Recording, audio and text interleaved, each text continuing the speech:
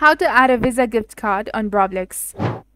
Hello and welcome back to our channel. In this video presentation, I'll demonstrate the process of utilizing a Visa gift card on Roblox. Let's delve into the tutorial. To begin, open the Roblox platform and sign into your account.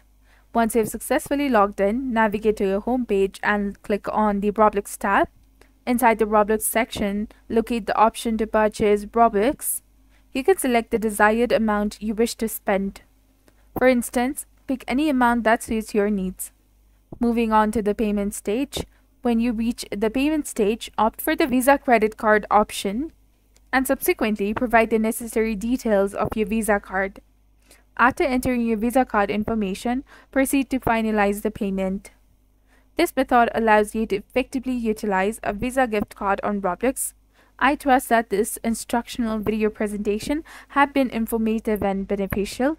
If it did, do not forget to like, comment, share, and subscribe to our channel for more amazing tips and tutorials. And don't forget to hit that bell icon to stay updated with our latest contents.